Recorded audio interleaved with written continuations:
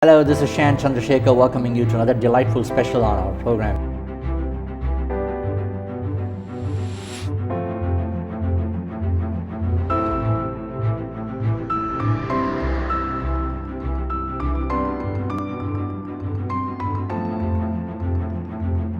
Hi, this is Kenty Khan. My guest on today's show is an extraordinary young man who is going places fast, literally fast. Yuven Sundaramoorthy is on a journey to become the first racing car driver of East Indian descent to race in the greatest spectacle in racing, the Indy 500. Yuven thrilled racing fans in his number 18 car at the 2022 Toronto Honda Indy as he whizzed around the exhibition place track in the USF 2000 Championship Series. Since his life-changing 2021 season with 4 wins and 3 podium finishes in 2022, Yuven is now considered as one of the best upcoming young drivers in the Road to Indy system and is well placed on the grid to realizing his Indy 500 dream.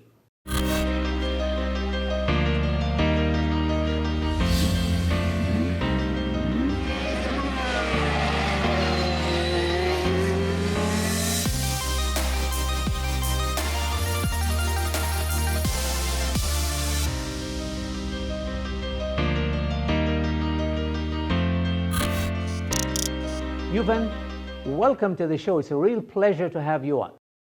Thank you for having me. Motor car racing it needs enormous skill, fearlessness, I think, strength, judgment. It needs all those things. Well, you know more about that than I do. It needs all those things. And plus, it's a very difficult sport to break into. I mean, you also need enormous economic resources. So there's a whole lot of things going on around motor racing.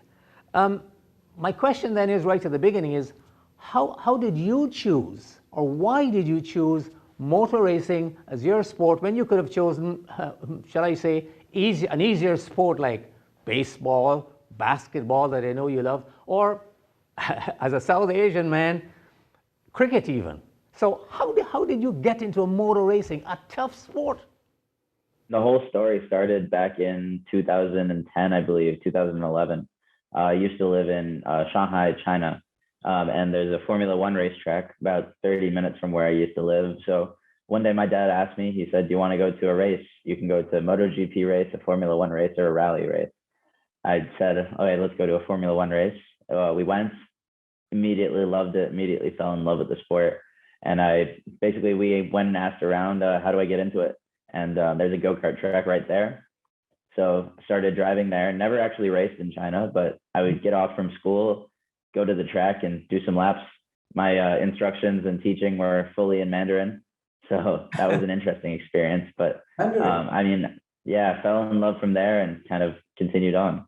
So you started, you said, in karting? Yep, started with go-kart. With go-karting. So prior to your Formula racing now, you started with go-karting, and since 2017, you've been honing your skills, progressing through the Road to Indy system. I want you to give us an idea of your progression to this system from go-karting to USFPro 2000, where I believe you are now, just a couple of steps away from Indy 500. Give us a sense of the progression. What would you have to do from go-karting to where you are right now? In the US, it's very different than in Europe, but in the US, they have a really good ladder system. So very similar to double A's in baseball and single A's in baseball in the minor league, or in hockey, the AHL and stuff like that. But basically from go-karts, I went to a series called Formula 1600.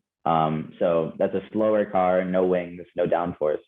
And then from there, moved up to what they call USF 2000, which is the series one below where I am now. And then the series I'm at now, which this year just got rebranded to the USFPro 2000 series. And then from here, I have one more step between me and IndyCar. All these different cars you've driven, I just give us a sense of what they do. What speeds do they do? Why is one, or how is one different from the other? I mean, it's all, a progression forward, but is it driving the USF 1600 car, can you get to 150 miles an hour? How does it handle? Give us a sense of what these cars do. starting with a Formula 1600 car. 1600 stands for the cubic centimeters, the displacement of the engine. So it's a 1.6 liter engine, and it goes probably around 130 miles an hour. But the main thing with that car is there's no wings. So if you've seen a Formula One car, an Indy car, they have these big wings on the front and the back of the car that allow the car to do turns way faster. And those cars don't have those. And then from there, there's the USF 2000 series, which now gets some wings, not very big, not like a Indy car, but still gives a little bit more downforce. And what the downforce allows you to do is take corners faster and just goes a lot faster through the corners. And even that car has some more power, so that one can get up to like 145. And then now the current car I'm in, again, a little bit more downforce and a little bit more weight, but can get up to about 155 miles an hour. Listening to you talk about this downforce and winds and stuff and the speeds, how do you feel when you drive? I mean, is it difficult? How difficult it is? It's got to be. How do you feel when you're driving at these speeds and rounding corners and give us a sense of what that feels like. Yeah, I mean, it's especially when you hop into a new car for the first time, a faster car, it's a crazy thing because it's scary. It's scary the first time because you feel like, oh no, the car's not going to be able to make it. And you have to be right on the limit the whole time. So that's the most fun part, is just knowing where that limit is. But then if you go over, especially on a track like Toronto. You mean speed limit or your own limit? What do you mean by the limit? The limit of the car. So. Oh, of the car. Yeah, if you've ever driven on ice on the road, there's a limit where you go too fast in a corner and all of a sudden your car's sliding. So knowing that limit on the racetrack is super important, especially like I was saying, street courses like Toronto, because there's walls right on the side. So if you make one mistake, you hit a wall. The differences in tracks. I mean, the way you drive on the Toronto track, it's not the same way that you drive, let's say, on an Indy track or in an Ohio track, is it? No, not at all. So that's the greatest thing I like about racing. It's not like the same field everywhere you go. Everything's very different. So you have to completely relearn the track, especially if it's a new track you haven't been to. And throughout the day, the track changes too, because temperature changes the track, humidity changes the track, weather, anything like that. So it's very, very important to know what the car can do and know how to use the track and drive the track differently, which also makes it really important to have a good coach. A coach, and that brings me to the next thing. Now, here you are on the track, you've got 15 cars in and around you, some behind, some around, and you're flipping by at 130, 140, 100, whatever miles per hour you're going. Guys are right there to you. How do you not touch them, more often than not? How do you get around that? It takes some practice, knowing the size of the car, knowing everything, and it's a lot of trust. You have to trust everyone else around you. Well, you're not practicing to do that. You can every time if you practice to do that, you could hurt yourself. So how do you get the skill to do that? That's one of the hardest parts. A lot of people that I see starting out, they stay really far away from everyone else around them. And the thing is, that will stop you from crashing, but it also makes you a lot slower and a lot harder to pass people. So it's all about getting confidence and getting closer. And like I was saying, trusting everyone else out there, because that's the one difference between driving on the street and driving on a racetrack. On the racetrack, if you have faith in your competitors, you won't expect them to do anything dumb or make a move or turn too early or brake too early. So being able to trust that they'll do the right thing is really important for being able to drive right next to them. In addition to your obvious skill, dedication, and I know you're still learning, you still need a lot of help to get there. I mean, you've had help along the way. This year, I believe you're a member of Exclusive Autosport. That's your team this year, and they have Canadian connections as well. I want you to talk a little bit about the help that you've had so far in getting you to where you are now, certainly from your parents, from sponsors, from friends, from family, and also the help that you've had getting here, and also the help you think you will need to help you realize your dream of becoming an Indy 500 driver. You still need somewhere to go. Talk about the support that you have now and on what you need in the future. So racing is inherently a really expensive sport. So It's the worst part about it, but because it's all about funding. You could be the most talented driver in the road, and if you can't get the funding, you can't succeed in the racing. So, I mean, through my whole career so far, my parents have been amazing and really supportive the whole time. And obviously, I wouldn't be here without them. But that and other help from sponsors and investors, the way that we do our fundraising is through an investment company. So anyone can invest in basically me as a driver, and once I go pro, they make a return on their investment. So that's currently what the most important thing that we're looking for right now is just finding funding for the next years, because each series gets more and more expensive. But of course, if that proves to be very difficult to achieve, then that kind of holds you back from getting there, does it not? Yeah, exactly. I mean, there's really nothing you can do if you don't have the money. Luckily, in the US, the ladder system, now it's called USFPro championships, but they have a scholarship system. So if you win the championship, you get about half the budget for the next year. Okay. So that'll be really nice. And really, I think we have the ability to win the championship this coming year. So I'm hoping that will help out, but still end up needing to find a budget in the end. Who are some of your own racing heroes? So I've only ever had one real racing hero from back when I was really into F1. Nico Rosberg was my favorite driver for a while. I kind of picked him out of random. I really like, in any sport I do, I pick underdog teams and hope they do really well. I mean, in football, in American football, I picked the Jacksonville Jaguars, and my favorite hockey team is the Winnipeg Jets. I love picking underdogs, and I picked Nico Rosberg back in 2011 when I first started watching, and that was back when he first drove for Mercedes, but back when they didn't win races. And I remember in 2012, which was the first race that I watched in person while I was his fan. That was the race, China 2012, where he won his first race and got his first pole position.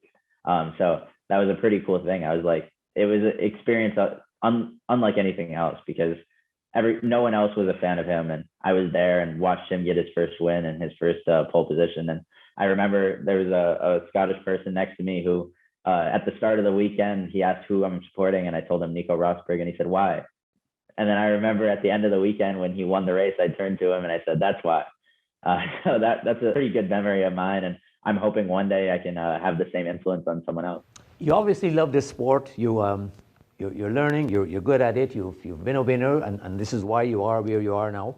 You continue to hone your skills. You've achieved success climbing the ladder, the road to Indy ladder system. What more do you have to do?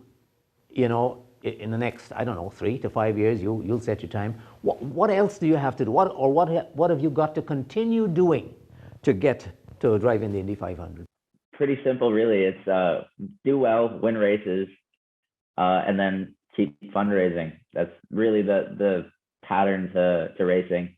I got to keep improving my mental strength, my physical strength, my endurance, and everything like that. Especially because the farther up the ladder you go, the longer the races get, and the more taxing the races are.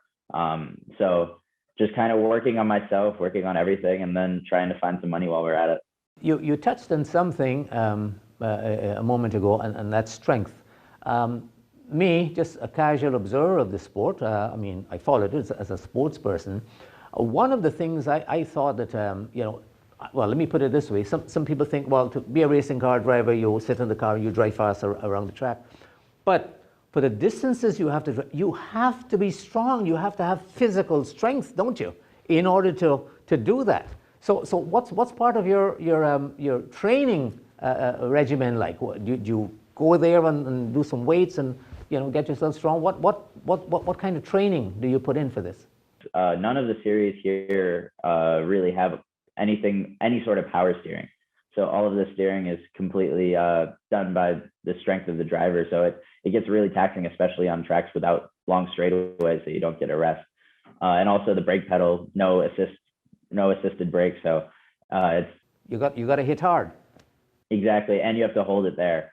And through the whole race, it gets harder and harder the longer it is. So working on leg strength, muscular endurance, especially because if your muscles get tired and fail, then you're just losing lap time on the track. And you fall off. How about your liaison and your connection with teammates, team ownership, and the crew? When do you do that? I mean, yes, certainly now you say it's a little slack now. Now the season is off. But during the race season, you are where you are. You've got race meetings in all over the States and in Canada.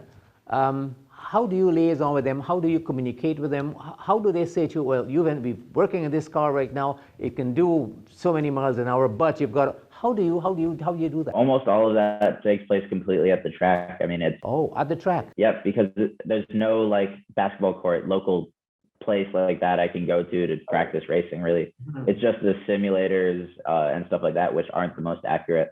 So it's hard because there's only specific times a year you can practice and do anything like that, and that's when you have to make those connections. Especially now with me going to a new team, it's super important to build up the chemistry. But really, the only place I can do that is at the track when we're practicing. Well, that I didn't know that. I don't know a lot of people know that. You really have to put in that work at the track, so that if a race meeting is this weekend, Saturday and Sunday, then you're probably there a couple of days beforehand and get a feel for. That's what you have to do then. Yeah. Yep, exactly. But now, I mean, hopefully this doesn't happen, but it's a reality of the sport. You crash that car or something goes wrong with it on the Thursday or the Friday, then what happens? That car is out and you're missing that whole meeting? That's a big part of having a great team around you, right? They can put the car back together, and if you have a team good enough, they can put the car together really fast. Really, the only situation where you'd be out is if you damage the car so much the entire monocoque gets damaged, which is the frame of the car. So as long as you don't total it that badly, usually the team, especially a really good team like the one I'm running for, can get it back together in time for the next session. Talk about race day strategy. Whom do you sit with to do that? The team owner, the chief mechanic? How, or they just say, hey, okay, Yuven, here's the car, this is what it does.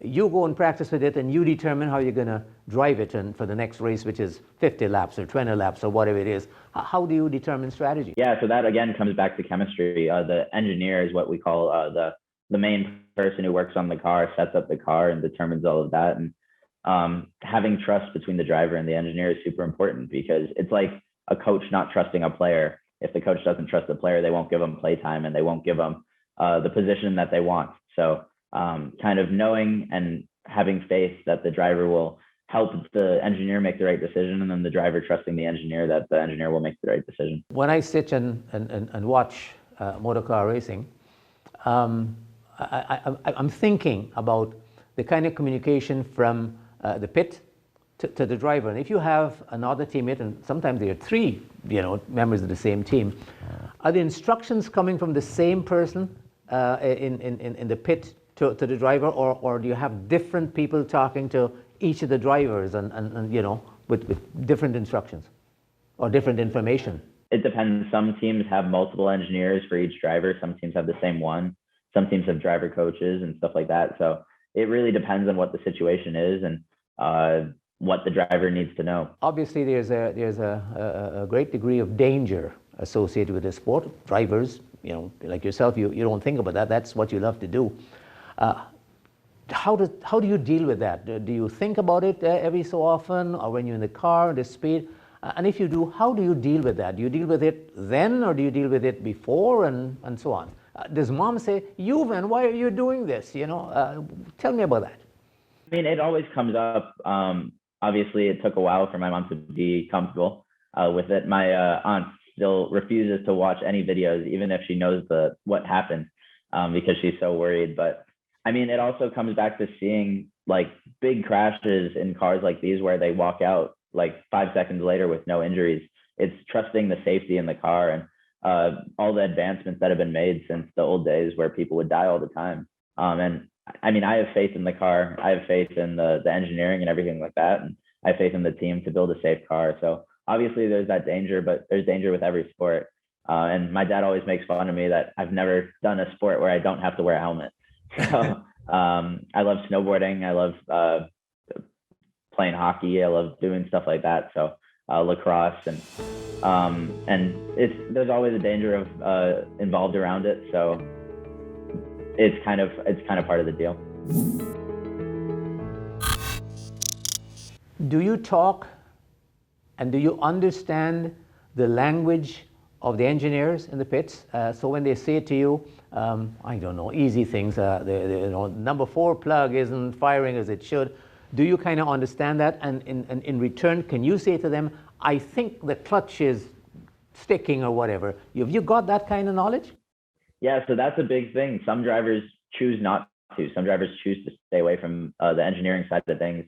I really love to be on the engineering side of things. I'm on the Formula SAE team here in University of Wisconsin, and basically what we do is we build a car from scratch every year. And on that team, I drive, but I also do a lot of the engineering for it and understand everything and every little part of it. And being on that team has helped me in my racing with the Indy Pro and the USFPro 2000 teams, because I can understand it a little bit more. I understand a little bit of the vehicle dynamics, and I really love knowing that kind of side of things. And there's a lot of physics involved, and it's cool seeing stuff that I'm learning in school kind of matter in the side of things that what I would love to do. Let me ask you this: you've got plans for the Indy 500. How about Formula One? Are you're thinking about F1 as well? I mean, it's always a possibility. Obviously, I'm not going to say no to any option that comes up. Right now, my main goal is IndyCar. I mean, it's the #1 open wheel series in America, and it's been my dream and my goal for a while now. So, winning the Indy 500 and being in the Indy 500 and being the first Indian American to be in any of those series would be an amazing thing. And just obviously, if anything comes up, I'd love to take it. But as of now, it's IndyCar is that goal. And it's cool now too, because the connection between Formula One and IndyCar is shrinking a lot more with people testing now in IndyCar and F1, and Romain Grosjean and some F1 drivers talking about coming to IndyCar. So if that connection becomes a lot smaller in the future, that'd be really cool. When you finished your computer studies and you've done with the University of Wisconsin, then are you dedicating your time full time to racing, or you have to do something else? That's the goal. I mean, the way I like to put it is college is the backup plan. Obviously, anything can happen. You can be injured. You can not get the funding or anything, and it's always important to have something that I can do if it doesn't work out. But obviously, the goal is for it to work out, and I think it's looking pretty good so far. Obviously, good results back in 2022 or 2021, and good results last year. So really hoping that this year goes well and I can keep pursuing the dream. Yeah, you were in the top 10 finisher this year, this last season, and that's a fine achievement, because you're competing with some of the top young drivers like yourself all across the country. That's wonderful. And the podium finish, don't forget, we saw you here on the podium here in Toronto this year. Yuven, it's been wonderful chatting with you. We know how much you've got your mind focused on driving an Indy 500. You've had great success along the way, otherwise you wouldn't be where you are right now. Thank you for the time. I hope you continue to get the support you need and support now.